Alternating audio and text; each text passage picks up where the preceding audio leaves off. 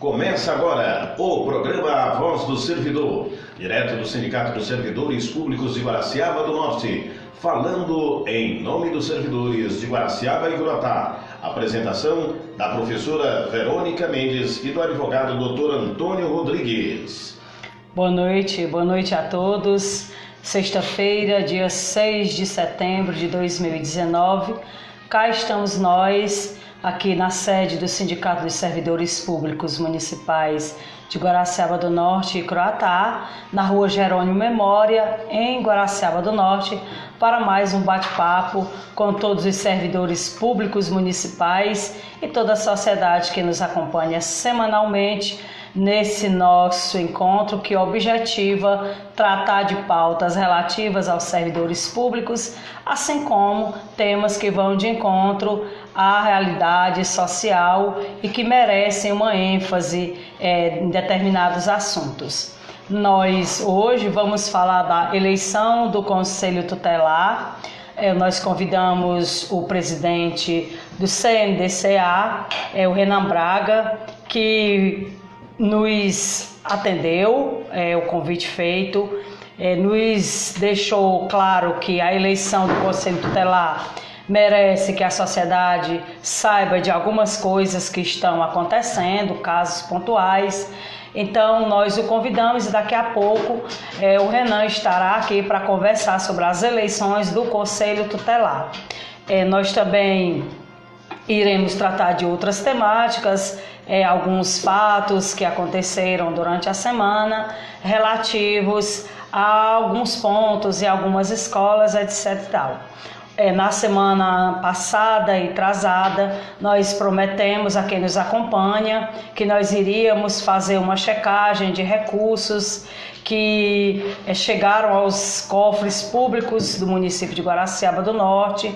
E nós fizemos essa pesquisa. Hoje nós iremos passar para vocês os recursos que adentraram na educação, oriundos do Fundeb, como também as despesas, né? Então, daqui a pouco nós iremos tratar dessa temática. Então, aguardando aqui o doutor Antônio Rodrigues, que é o nosso colega de trabalho, que está aqui nos dando uma força, é assessor jurídico do sindicato, e quando nós fizemos esse propósito de termos esse contato semanal, o mesmo de pronto, como nosso assessor jurídico, como uma pessoa que está à frente da instituição há muitos anos, de pronto ele veio engrandecer o espaço com a sua experiência jurídica.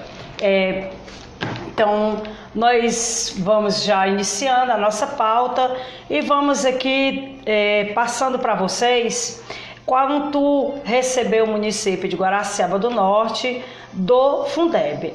Lembrando que o Fundeb ele é um fundo que é composto de 16 impostos. Entre os impostos que compõem o Fundeb estão o IPVA, 20% do que o município arrecada, ele vai para a educação. O IPTU, 20% do que o município arrecada com o IPTU vai para a educação.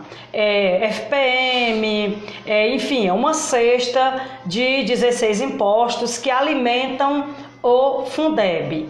Então, o próximo ano já vai dar assim, o Fundeb ele vai ser ou extinto, ou vai ser criado um novo fundo, ou vai ser dado, enfim, um rumo ao fundo que sustenta a educação no Brasil. Então, inclusive é uma preocupação, mas apesar do desgoverno que impera no país hoje, com muita inexperiência e até mau gosto, mas graças a Deus que alguns parlamentares, muitos segmentos relacionados à educação têm se mobilizado e a Comissão de Educação do Congresso Nacional já está se mobilizando, inclusive discutindo junto à Secretaria de Executiva do MEC para articular que o Fundeb entre em discussão no Congresso Nacional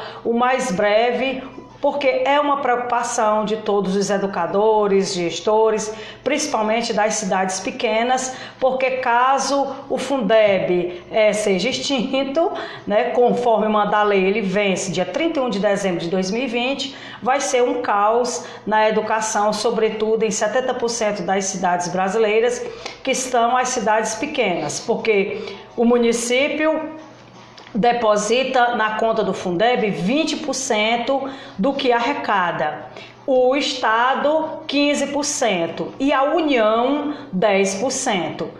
Uma vez acabado o Fundeb, claro que o município vai destinar a sua parte, mas sem alguns ajustes permitidos por lei, como a complementação da União, que não vai mais existir, aí vai ficar praticamente impossível de sustentar os gastos com pessoal, com manutenção na rede educacional. Então e a nossa preocupação, por quê?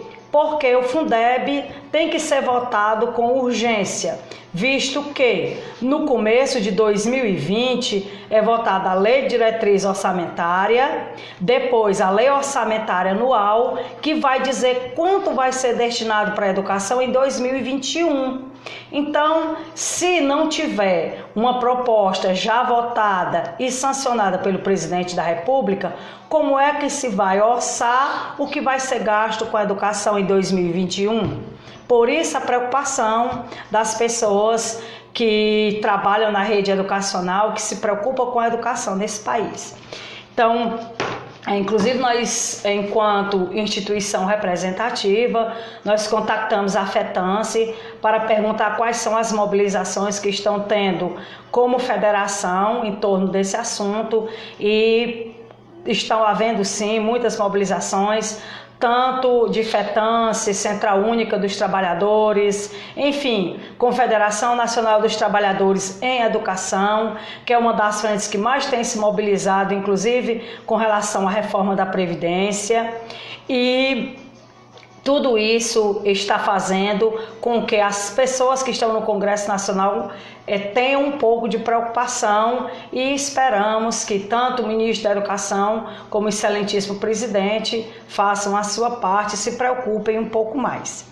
Mas nós vamos passar os recursos que chegaram a Guaraciaba do Norte via Banco do Brasil para a educação aqui em Guaraciaba até o dia 31 de julho. Nós já temos os dados de entrada de recursos de agosto, mas como nós não fizemos a coleta das despesas, porque ainda não está no portal da transparência, né? Nessa semana ainda não estava disponível, aí nós vamos fazer então, pareando o recurso que entrou com os gastos. Mas nos 60%, que é a parte que é destinada minimamente para pagar professor, entrou no Fundeb de Guaraciaba 12.056.973 reais e 61 centavos. Isso nos 60%. Porque assim, os recursos eles chegam na conta mãe, eles vêm totalizando todos os recursos da educação. Tem a conta mãe, da conta mãe existem duas contas, uma conta só para os 60% e uma conta para os 40%. Então, da conta mãe já vai automaticamente distribuído. Então, do Banco do Brasil, para fazer os pagamentos, o dinheiro dos professores, merendeiras, auxiliares, porteiros, enfim, do pessoal que trabalha na educação, do Banco do Brasil é que ele vai para o Bradesco, porque são recursos públicos, não podem vir via banco privado, tem que vir um banco público.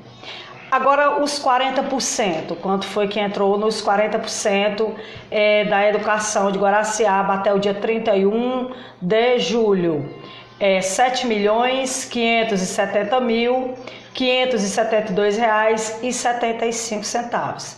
Então, repetindo, nos 60%, 12.056.973 reais e 61 centavos, e os 40%, 7.570.572 reais e 75 centavos. Esses são os recursos que vieram para Guaraciaba até o dia 31 de julho. Lembrando que a previsão do Fundeb para o ano de 2019 é em torno de 29 milhões. Geralmente esses valores dificilmente eles vêm a menor, ou eles vêm praticamente a quantia estimada, ou então um pouquinho a mais. Agora vamos então para as despesas, o município gastou na folha dos 60%, gastou até julho R$ 8.075.105,98. Isso com os profissionais que trabalham no ensino fundamental, que compreende do 1º ao 9º ano. R$ 8.075.105,98.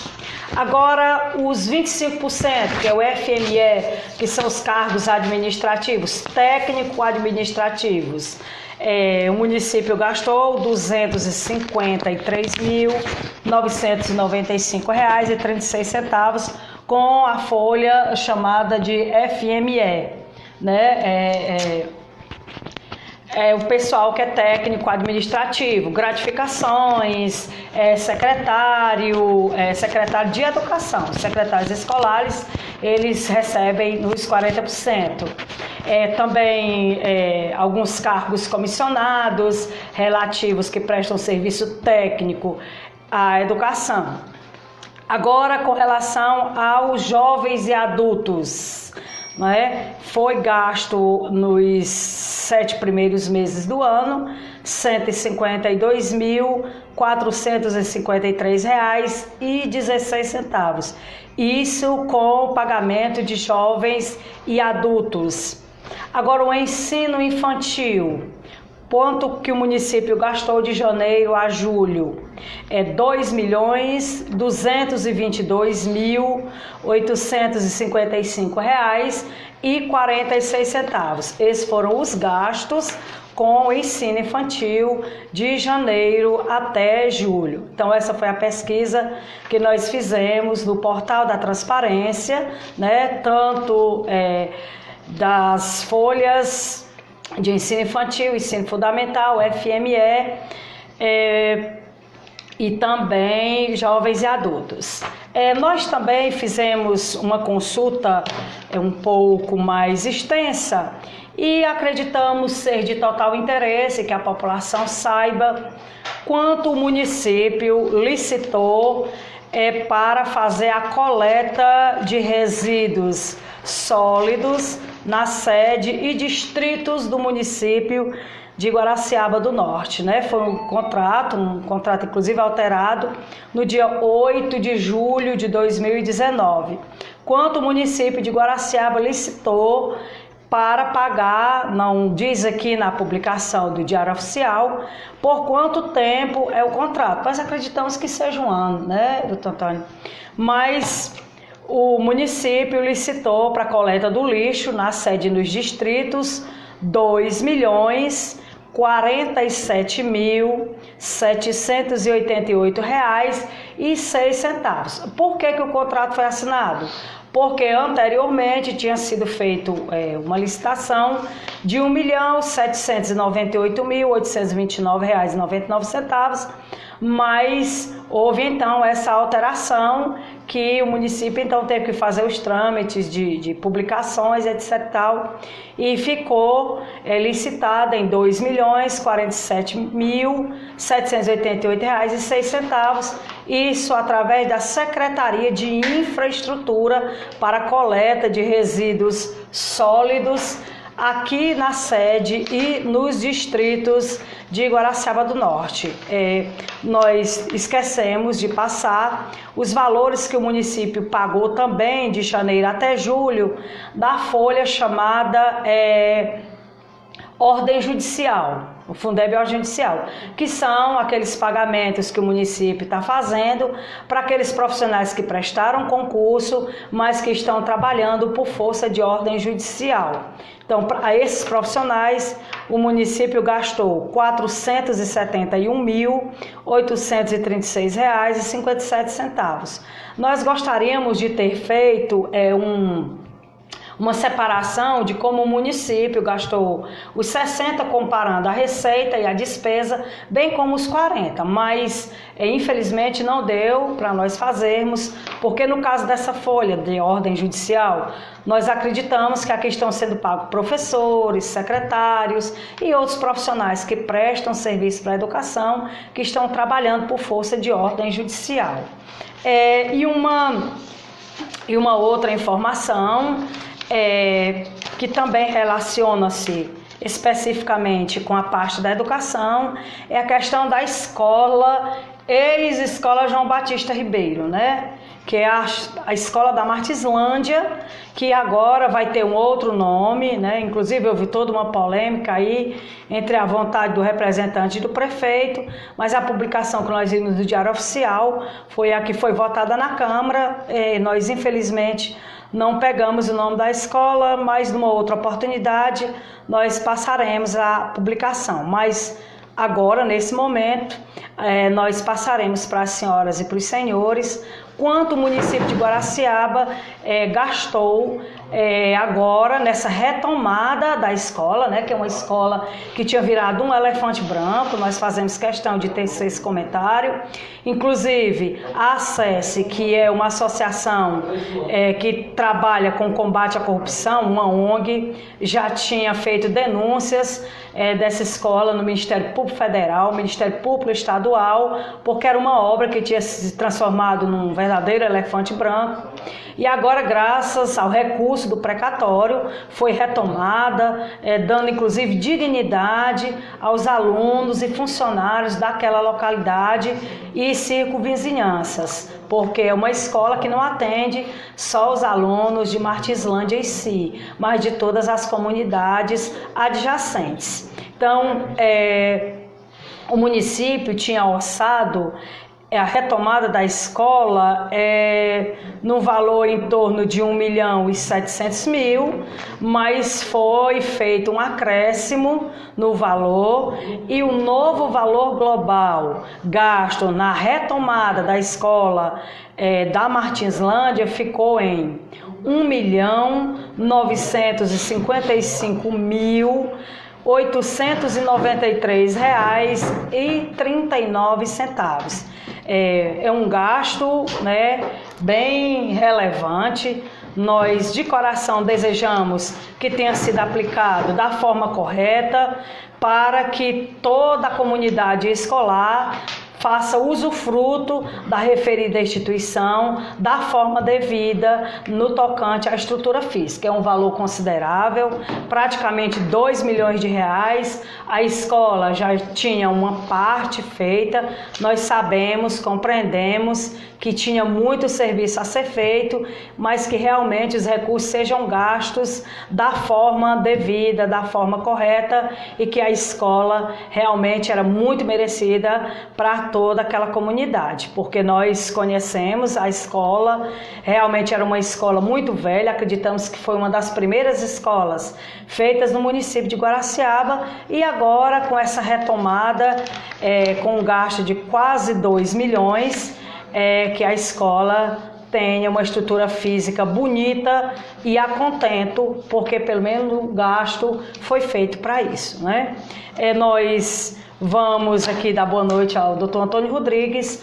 Posteriormente, vamos conversar com o Renan Braga, que é o presidente do CMDCA, Conselho Municipal dos Direitos da Criança e do Adolescente, que, conforme nós avisamos anteriormente, ele vai nos falar sobre a eleição do Conselho Tutelar, uma eleição, vamos dizer assim, bem peculiar, acreditamos aqui na região, que tem inclusive um número considerável de candidatos. Isso é bom por um lado, porque fortalece a instituição, dá uma concorrência bem ampla, mas também tem as suas desvantagens, e nós vamos conversar com o Renan a respeito de toda essa questão da eleição. Doutor Antônio Rodrigues, boa noite.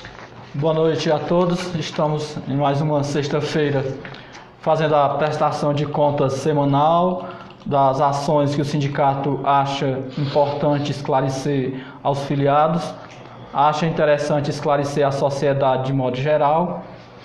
Então, dando sequência e o compromisso assumido perante todos que nos assistem, seja ao vivo ou não, nessa informação dos recursos que adentraram no município de Guaraciaba do Norte, eu irei repassar agora os recursos que adentraram no município de Croatá. Não houve, de nossa parte, o tempo suficiente também para colher as despesas prestadas contas nos portais de transparências da parte do município, mas iremos repassar os valores que adentraram ao município de Croatá pelo FPM, que é o Fundo Geral, e Fundeb.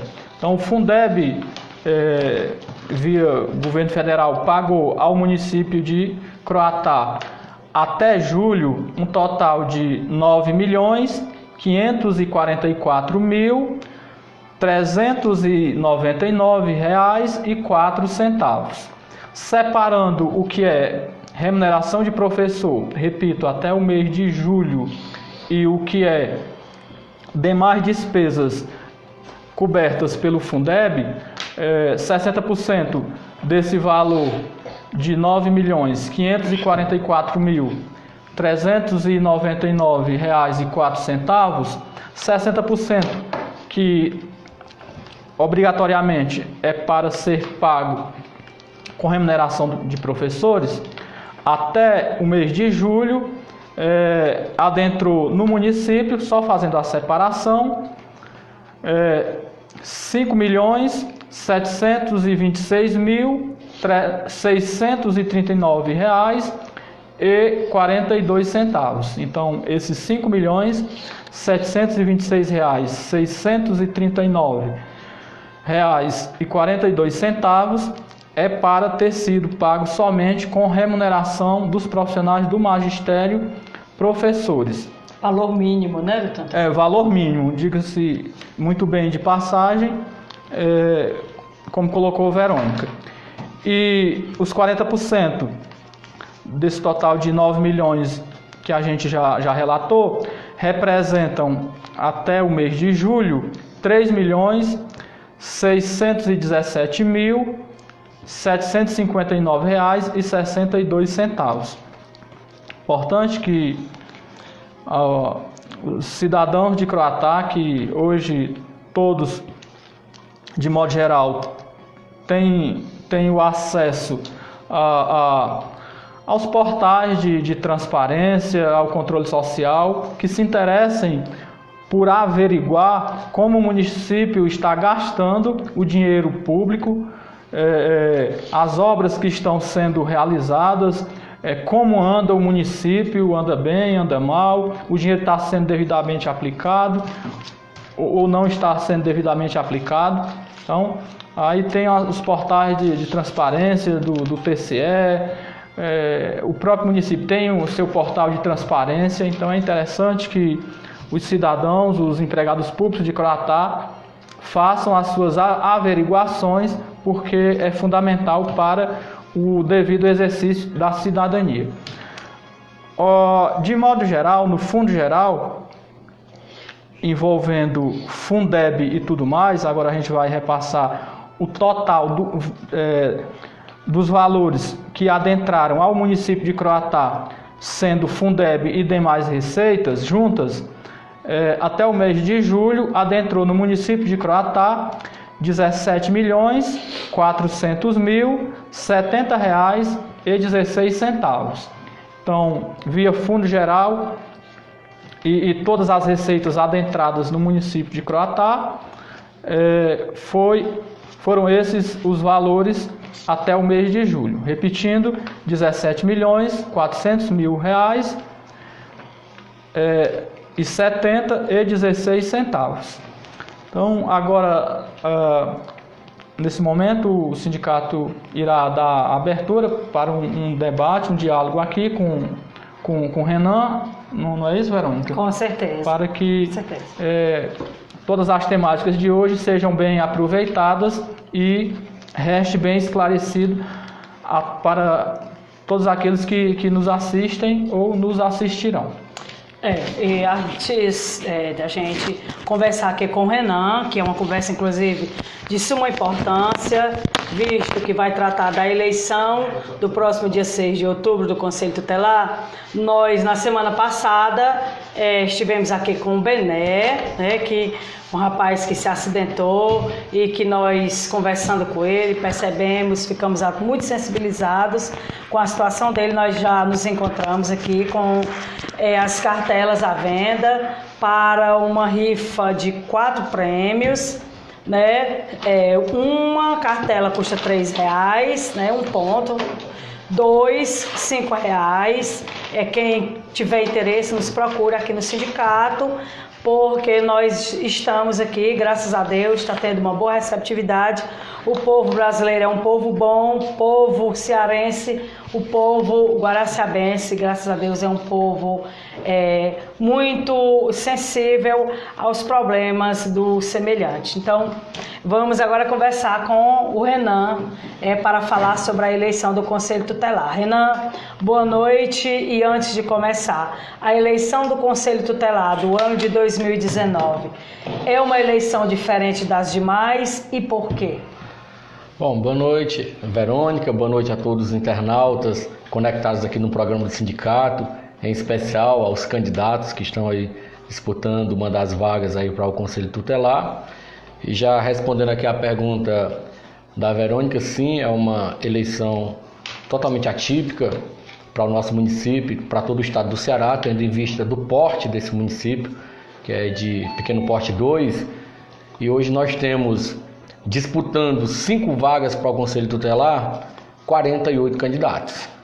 Então, quando nós chegamos no TRE, sempre é motivo de assombro dos demais membros das comissões dos outros municípios. Por que tanto candidato? Tem município aí que está disputando com a menos da cota mínima, que seriam 10. Tem município que está com 9. Então, assim, geral ganha, porque 5 assume e 4 já fica na suplência ali. Você está entendendo? Então, aqui a gente tem essa disparidade aí no número de candidatos, a disputa é muito ampla. Até aqui nós não nos deparamos com maiores problemas, mas a gente sabe que isso aí pode acontecer a qualquer momento, porque, como eu falei, são apenas 5 vagas.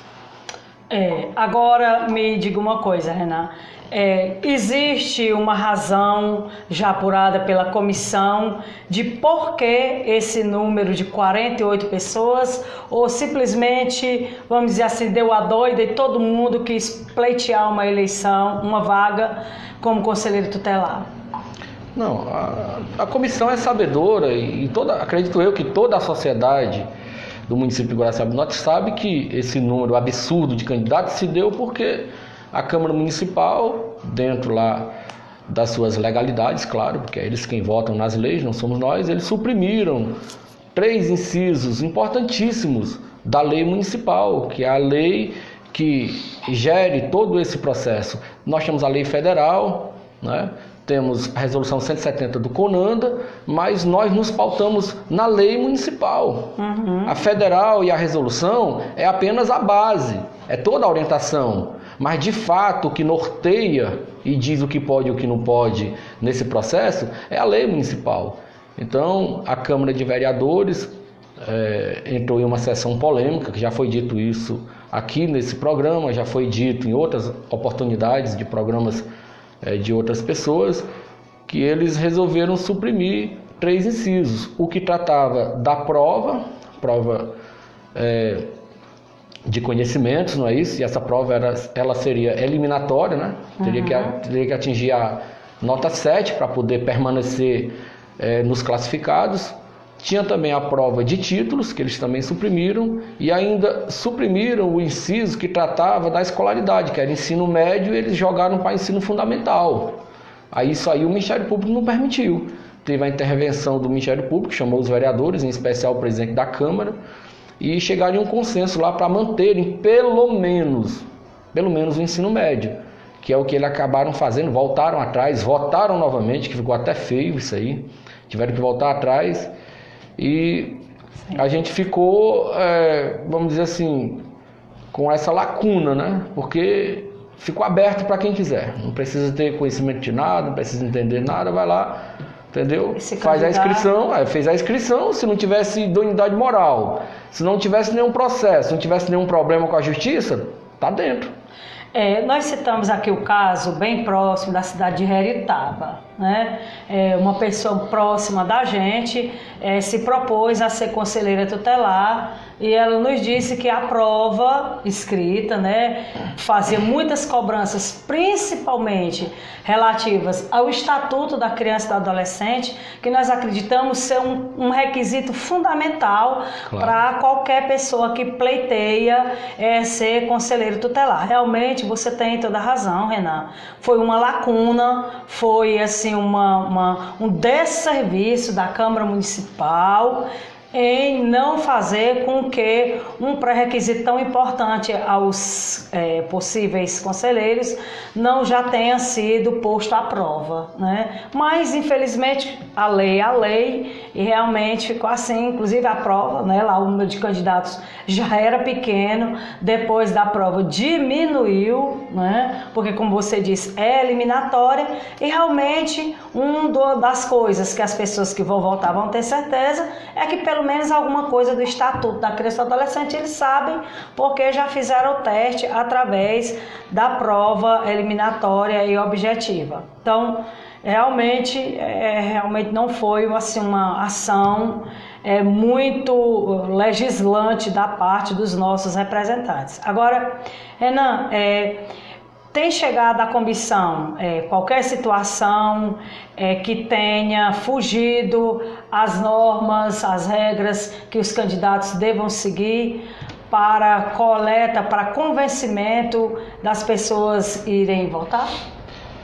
Sim, Verônica, tem chegado sim, e eu vou já me reportar sobre esse assunto, mas antes eu queria me deter um pouco mais no assunto da questão da prova, até para deixar bem esclarecido essa questão para os seus internautas, o pessoal que estão nos acompanhando. Pessoal, entenda uma coisa: o cargo de conselheiro tutelar é um cargo técnico, exige conhecimento do ECA, que é o Estatuto da Criança e do Adolescente, exige o conhecimento da Resolução 170. Quando aquele candidato for eleito pela vontade popular, ele vai chegar no dia 10 de janeiro de 2020, entendeu? Receber ali o termo de posse e vai lá para a salinha do Conselho Tutelar trabalhar. Quando chegar lá, ele não vai ter nenhum assessor para assessorar ele, não. Nem para fazer um ofício. É ele, é o que ele sabe, é o conhecimento dele. É evidente que nenhum dos que estão lá chegaram sabendo tudo. E nem os que chegarão no ano que vem também não chegarão sabendo tudo. Mas o básico tem que saber. Então eu conclamo a toda a população de Guaraciaba do Norte que se sensibilize com essa situação, no sentido de saber escolher com sabedoria qual é aquele conselheiro que você quer colocar ali dentro daquela instituição. Que eu digo para vocês que é uma instituição importantíssima. É a primeira via de acesso de uma criança ou um adolescente em caso de violação de direitos. Sem dúvida. Nós estamos falando, Verônica, de crianças e adolescentes extremamente vulneráveis. Então, quando acontece qualquer quebra, qualquer violação de direitos para este público, quem é que é acionado de imediato? Conselho Tutelar. Conselho Tutelar. Verdade. Daí para frente, existem todos os trâmites burocráticos que o conselheiro tem que ter habilidade, conhecimento, ele tem que ter condição de exercer essa função.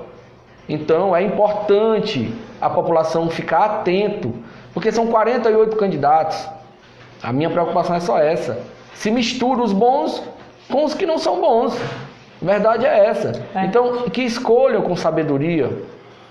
Quem ia aplicar essa prova, totalmente baseada no ECA, que é o Estatuto da Criança e do Adolescente, era o Ministério Público.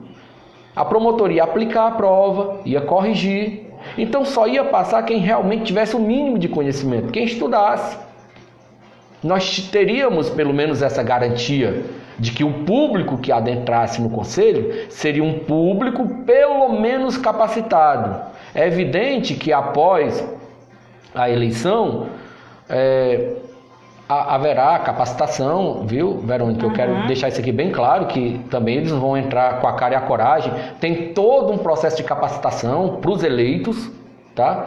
Tanto se porventura alguns deles voltarem agora para o segundo mandato, serão capacitados novamente, e para os novatos. A sociedade tem que ficar tranquilo com relação a isso. Eles não vão chegar lá com a cara e a coragem, não. Mas se a pessoa não tiver aptidão para aquilo que vai fazer, você pode capacitar 1000 vezes, que não aprende.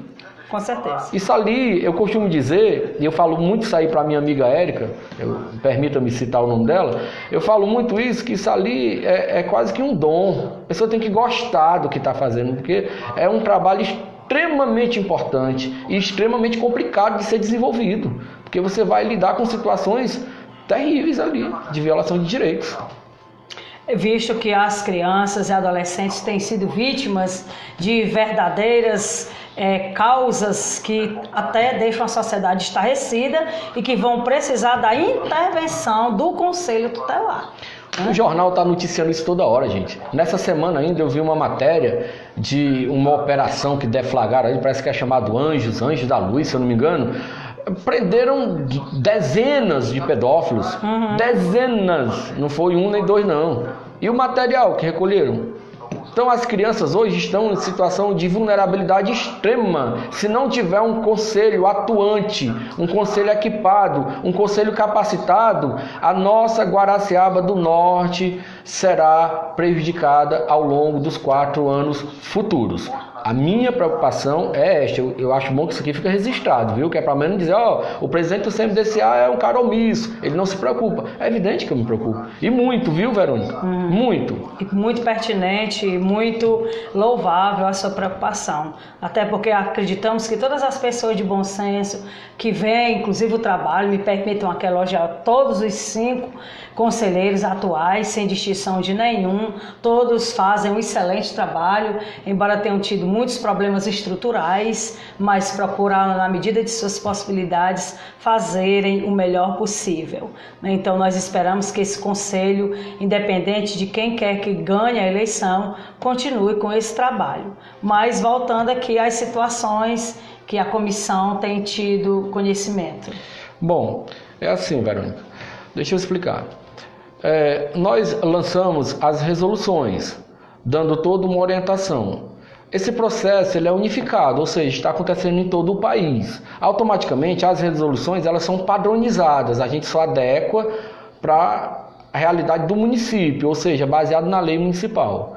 Para você ter noção, a fonte de todas essas resoluções vem do Ministério Público de São Paulo. Agora imagine a estrutura de São Paulo e a estrutura de Guaraciaba. É diferente, então tem coisas que vêm na resolução, né, que é o padrão do Ministério Público, que não cabe aqui para Guaraciaba. Então a gente vai fazendo as seguintes adequações, claro, sempre ouvindo o Ministério Público local, sempre.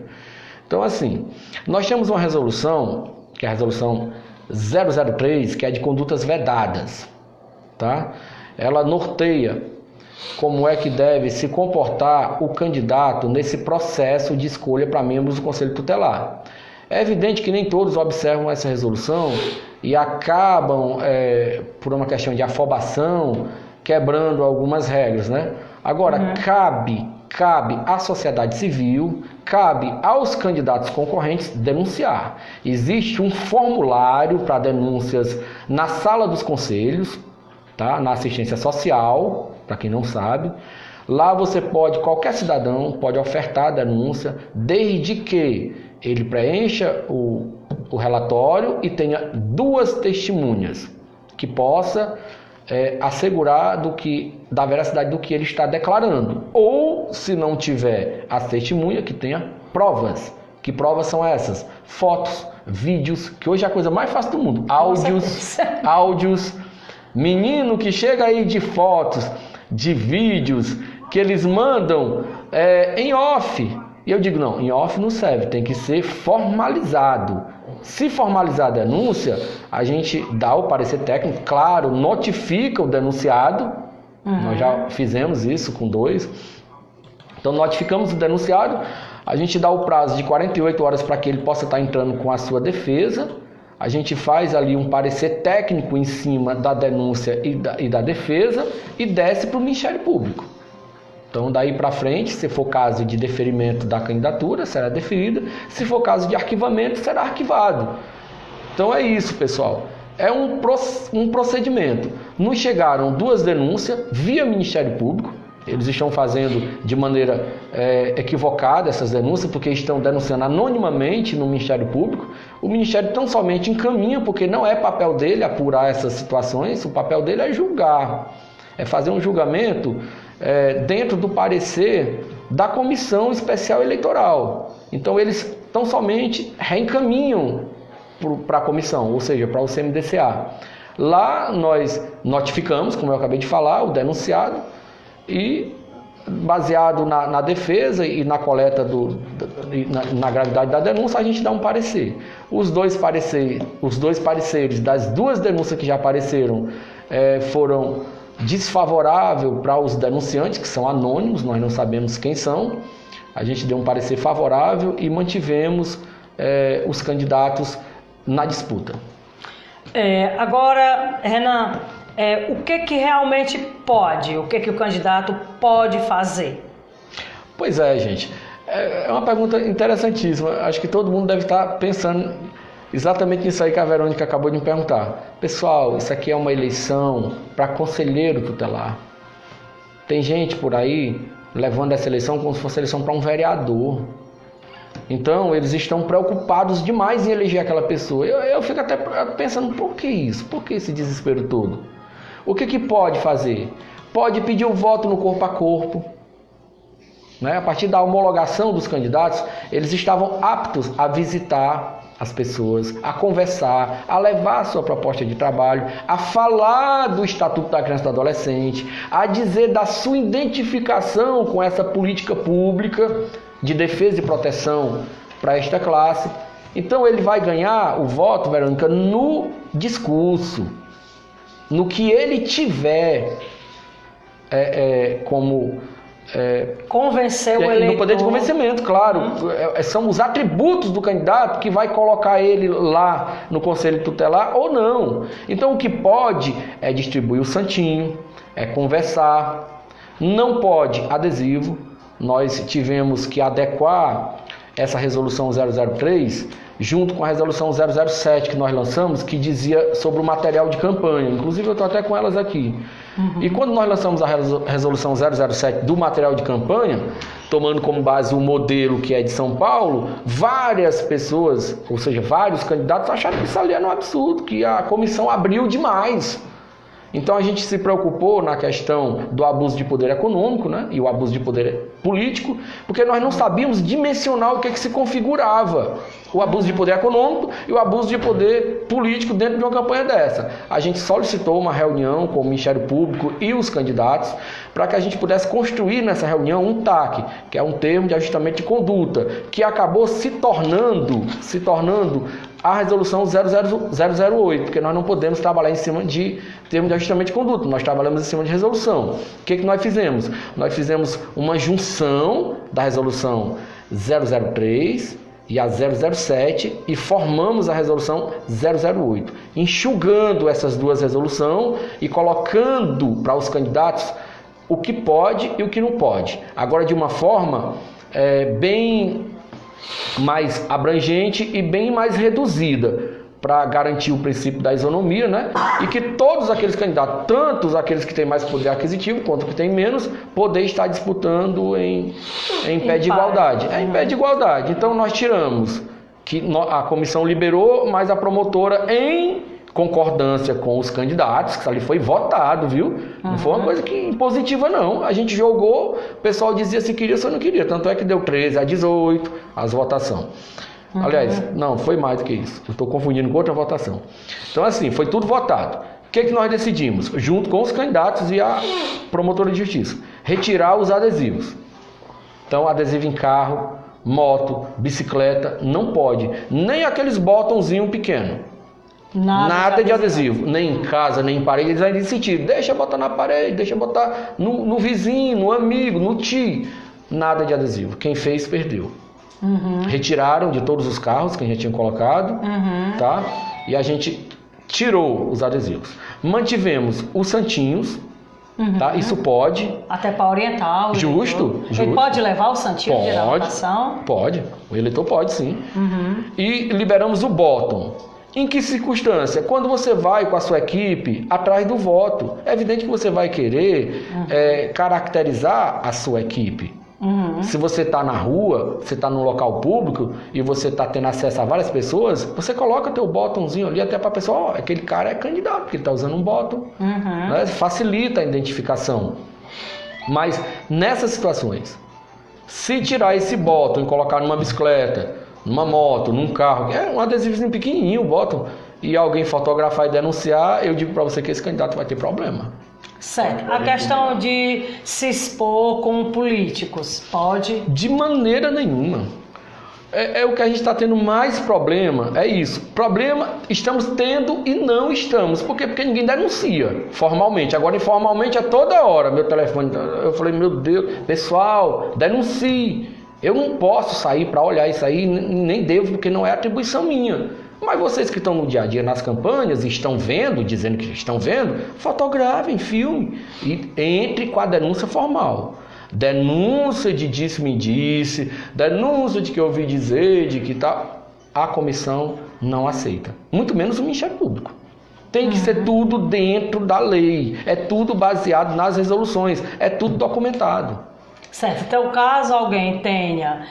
porque, inclusive, existe muito essa história de que está havendo, de certa forma, nós também não temos nada de concreto, mas comenta-se de que está havendo uma espécie de disputa política, de forças políticas, né? Verdade. Mas, na verdade, assim, se realmente ela acontecer de fato, a pessoa pode fazer conforme o Renan já explicou. Você denuncia formalmente, mas acompanhado da devida prova, áudio, vídeo, fotos, ou duas pessoas idôneas, né, que sirvam como testemunha de que aquele ilícito está acontecendo. Claro. Né? Eu vou te dar um exemplo com relação a isso aí, mas antes eu vou falar com relação a que eles me perguntam muito, e com certeza eu estou falando aqui para dezenas de internautas, e é bom que a gente entenda isso. Pergunta muito sobre a questão da publicação.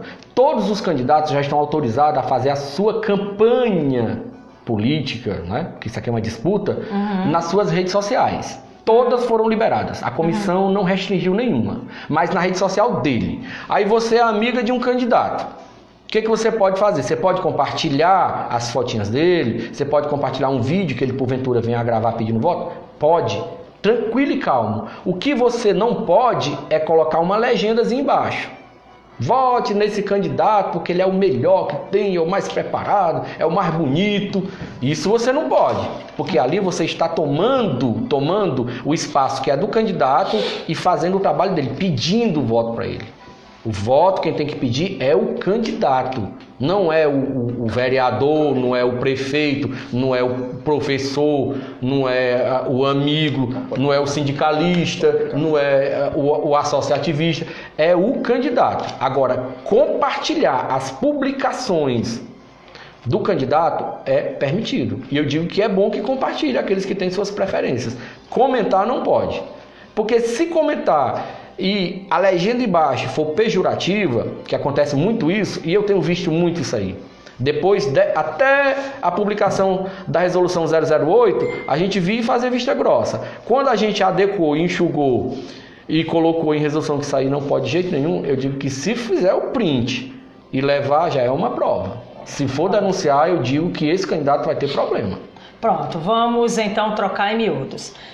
O Renan é candidato e eu sou simpatizante da sua candidatura. Então, quando eu vou compartilhar, eu não posso tecer nenhum comentário a respeito do meu compartilhamento. Nenhum. Eu apenas compartilho tal e qual a sua publicação. Embaixo, eu que compartilhei a sua propaganda, vamos dizer assim, também não posso comentar. Não. Só... Mas as pessoas que me seguem. Sim, aí já é outra coisa, né? Se a pessoa chega e fala assim, eu tô com você, eu voto em você, está declarando o voto. O que não pode é, por exemplo, uma pessoa, foi mês passado, compartilhou a foto de um candidato e colocou assim, vote no fulano de tal, porque esse daqui realmente é uma pessoa humilde, tem vontade de trabalhar tal, e nós precisamos tirar os que estão lá, mais ou menos assim, tirar aqueles lá porque os que estão lá não servem, não são bons. Tipo, um negócio desse não pode, gente, porque isso aí está ofendendo os conselheiros que já fazem um trabalho brilhante, fazem muito com pouco, estrutura mínima, e eles dão conta de um município de 40 mil habitantes. É evidente que eles não fazem tudo, mas eu sei que eles fazem o melhor. Verdade. Isso aqui eu digo porque eu sou o presidente do CMDCA e eu acompanho. Agora, como é que você vai chegar, e tecer um comentário ofensivo desse tipo? Ou então uma pessoa que é simpatizante de um candidato chegar assim, vote nesse daqui porque esse daqui é o que mais tem experiência. E os outros 47, não tem não? São tudo... verdade. Aí não é para ser assim, né, gente? A gente não quer, pessoal, que a campanha chegue nesse nível. É um desrespeito, né? Cheguem com propostas propositivas, falando de você, falando do seu candidato, mas de uma forma sem paixão, sem depreciar o outro. É isso que a gente propõe, né? Mas o pessoal é meio difícil de lidar e é por isso que a gente tem as leis, as resoluções, e quem acha que pode e deve fazer, aí nós estamos de olho. Aguente as consequências. Aguente, porque elas virão. Por exemplo, olha, semana passada, adentrou na sala dos conselhos, só para te dar um exemplo disso aqui para você entender, uma denúncia de um suposto apoio político do gestor municipal e um sindicalista dos rurais, lá não é daqui não, viu, Antônio? Fique tranquilo, é dos rurais. Veiculou bastante, que estaria supostamente dando apoio para uma candidata e feria lá o artigo da resolução 003 e a 008 que foi publicada posterior ao ato, né? Aí botaram umas legendas lá, um terceiro, que eu não sei identificar quem é, as legendas com diálogo, o suposto diálogo. Meu Deus do céu, como é que a comissão pode chegar e impugnar uma candidata dessa aí baseado em uma suposta legenda, entendeu? Em uma legenda que atribuía algo que a foto não mostra. Mas se a pessoa tivesse levado o vídeo. Se fosse o vídeo, a história era outra, meu amigo. Eu estou dizendo que tem gente aí trabalhando errado. O vídeo, dizem que tem um vídeo. Todo mundo fala desse vídeo. Inclusive, já me mandaram esse vídeo. Entendeu? Aí assim, a pessoa entra anonimamente. Entra com a denúncia no Ministério Público, que não é lá, é na sala dos conselhos, para a Comissão Especial Eleitoral. Vai com prova, entendeu? Vai com fotos que não caracteriza a denúncia. A prova é insuficiente. Por quê? Porque a pessoa coloca uma legenda dentro de algo que a gente não sabe que aconteceu. Verdade. A legenda em si não serve para nós como uma prova. Então é evidente que num caso desse daí, a comissão ela vai dar um parecer desfavorável para o denunciante. Você está entendendo? Estou. Agora, Renan, e sobre quem está apto a votar? Né? O que precisa fazer, quem pode votar e como deve proceder no dia da eleição e quando é a eleição? Bom, todos aqueles que estão com seus títulos em dia, não estão com nenhuma pendência com o cartório eleitoral, estão aptos a votar, tá bom? O dia da eleição é dia 6 de outubro, próximo mês agora, viu? 6 de outubro, de 8 da manhã até as 5 horas da tarde, tá? Nós criamos 11 locais de votação e eu queria perguntar se eu posso citar os locais, que é importante. Pode tá? Sim. Então, é assim... Inclusive, depois, se você quiser deixar esse material, sim, a instituição não vai se negar em ajudar. Justo. Olha, todo esse material ele está disponível para qualquer cidadão guaraciabense no site da Prefeitura Municipal. faz parte da gestão da ampla divulgação para esse processo. Eu acho até que eles estão pecando nisso. Eles estão dando muita pouca visibilidade para o processo. E eu tenho cobrado muito isso, inclusive com ofício. Já tenho encaminhado ofício, cobrando, que eu estou achando, era para ter algum material nos rádios já vinculado. O rádio não é obrigado a contratar propaganda eleitoral para Conselho Tutelar, mas a gestão tem espaço nas rádios. Eles pagam contrato na rádio. Eles podem utilizar desse espaço para fazer divulgações do processo, os locais de votação, o dia, o horário, se vai ter transporte ou não, quais são as rotas. Tem toda uma temática que carece de divulgação e não está havendo. E aqui eu não estou fazendo uma crítica não, estou só esclarecendo que era para haver, porque o edital diz que a obrigação da gestão municipal em fazer, e simplesmente eles fizeram um banner que eu mandei para eles, um outdoorzinho com todos os candidatos que estão na disputa, nome e número, de acordo com o que está nas urnas. Colocaram um linkzinho para você baixar os locais de votação e colocaram no site da prefeitura. É bem facinho, viu? Aí se você quer conhecer seu candidato, quer olhar para a carinha dele, quer saber onde é que você vota, você baixa lá. E eu vou deixar aqui também para o sindicato. Vou deixar essa cópia. Então, o local 1 que nós criamos, o local de votação 1, é lá em Morrinhos Novos. Então serão agregados lá diversas urnas. Vai dar um total de 1.766 pessoas votando ali, em Morrinhos. Tá? As urnas 1, a 50, a 51, a 65, a 171, a 52, a 184, todos irão votar ali. O local 2 foi ali na escola José Gerardo Coelho, que é ali na Sussuânia. Ali irão votar, aptos a votar, viu? 2.618 pessoas. É evidente que a gente não conta que todos esses votem, nem metade, porque o voto é facultativo. Só vai quem quer, não é obrigado. É por isso que eu digo que os candidatos têm que ter poder de convencimento, para tirar o pessoal de casa. É verdade. Não é obrigado. O local 3 é ali na Escola Silvestre de Mesquita, ali na Vaza dos Espinhos. Tá? Ali estarão aptos a votar 2.356 pessoas. O quarto local ali na Escola João Batista Ribeiro, que é na Martislândia. Tá? Ali estarão aptos a votar 1.373 pessoas, eleitores no caso. O quinto lugar é na escola João Eufrásio Filho, ali no Mucambo. Ali estarão aptos a votar 2.927 pessoas. O sexto lugar, que é o local de votação, é ali na escola de São Félix II. Eu quero abrir um precedente aqui, porque tem uma polêmica grande, porque eles vão te perguntar, é melhor eu dizer aqui. Na eleição passada, em 2015, só concorreram 25 candidatos, se eu não me engano. Não passou disso.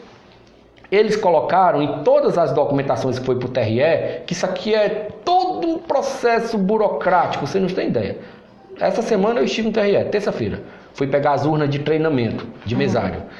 Então, nos papéis que a gente pegou para a gente ter noção das rotas e os locais de votação, que a gente não queria mudar nada, e mudamos só um. Tinha como um local de votação a escola de São Félix II. Nos papéis que foram para o TRE, eles colocaram o São Félix II. Na hora, não sei por qual cargas d'água, porque eu não participava do conselho na época, houve uma pressão popular, ou de candidatos, não sei o que foi, e mudaram de última hora, sem explicar para o TRE, mudaram para o São Félix I, aquela escola polo. Então todo mundo votou lá. Esse ano, menino, tem candidato que está vindo em cima da gente, por que não vai ser na escola de São Félix I? Porque na 2? Porque nos papéis estão na 2. Ah, mas na eleição passada foi na 1. Falei, mas nos papéis estão na 2, está aqui.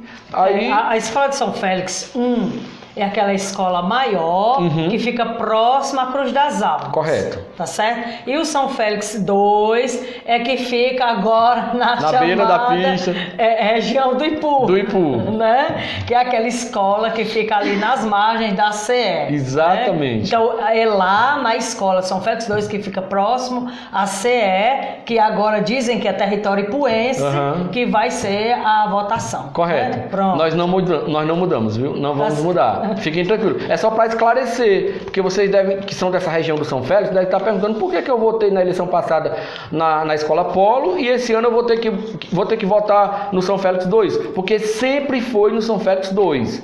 Na eleição de 2015 que eles mudaram. Não sei por quê, porque eu não fazia parte.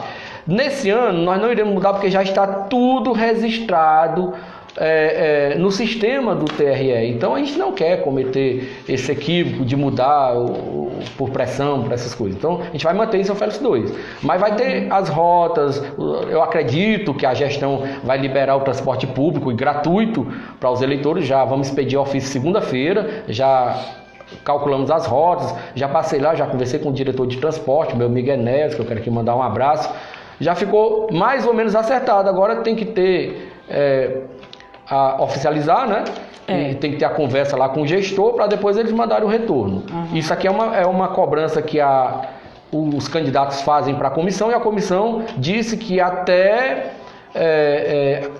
da primeira para a segunda semana de setembro nós resolveríamos essa questão. Certo, tá bom? bastante. O local 7 e 8, que são 2 locais, é ali na escola Marina Soares. Por que 2 locais lá? Porque nós trouxemos o João Miguel da Fonseca Lobo. Era lá que votávamos na campanha, na eleição passada. E é muito isolado. A gente queria desafogar o Dom Pedro I e botamos uma sessão para lá e trouxemos o João Miguel. Então nós mantivemos ali 2 locais de votação, ou seja, 2 urnas, ali na escola Marina Soares, e o local 9, 10 e 11 ficou no Dom Pedro. Então na Maria Marina vota 6.380 pessoas e no Dom Pedro irão votar 10.512. Teve mais um equívoco por parte da técnica de gestão, que nós da comissão também assumimos esse equívoco, que foi a gente trazer a escola de Estivas e Buritiapuá, entendeu? Que são 2 sessões, a 137 e a 174, que tem ao todo 441 votantes. Nós trouxemos ali para Maria Marina, ao invés de colocar na Sussuânia. Desculpem, pessoal, isso foi um erro nosso, viu?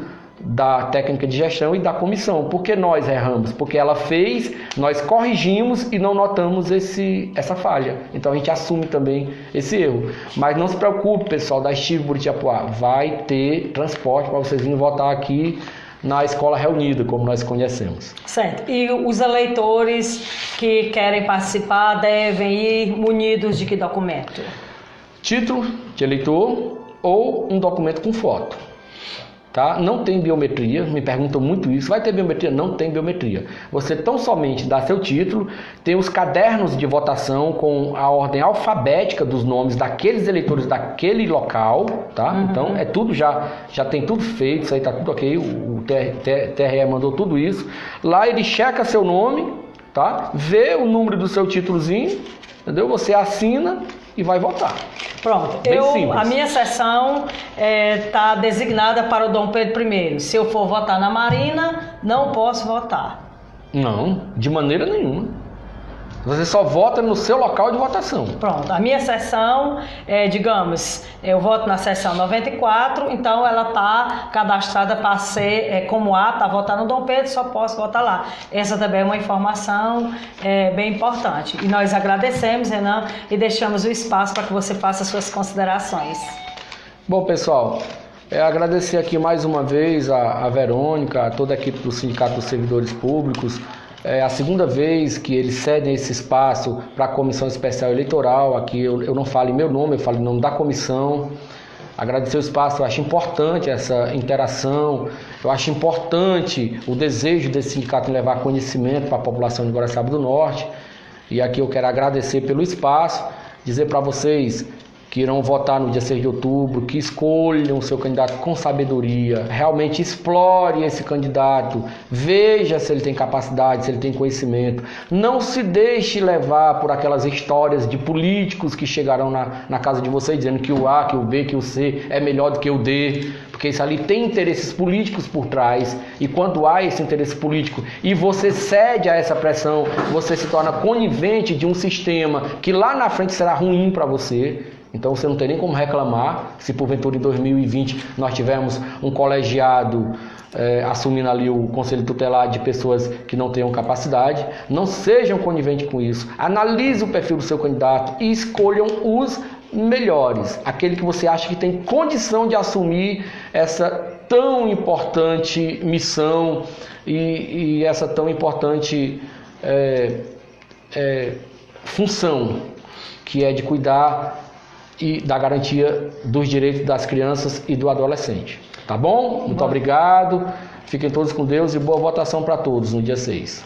Nós agradecemos a sua participação, Renan. Foram muito precisos e muito necessários os seus esclarecimentos. O programa está à sua disposição, visto que é um assunto de muito interesse e de muita relevância social. Até as eleições, você sinta-se convidado, se desejar, tiver esclarecimentos, a participar do nosso espaço. E nós agradecemos a todos vocês que entraram ao vivo aqui com a gente, muitas pessoas, graças a Deus, muito movimentado, com vários assuntos. Não deu para a gente fazer aqui a nossa cortesia de agradecer a todos vocês que nos acompanham, a você que vai nos assistir a posteriori. Um abraço, muito obrigado, compartilhe, espalhe essas informações, visto a relevância. Um grande abraço e até sexta-feira, se Deus quiser.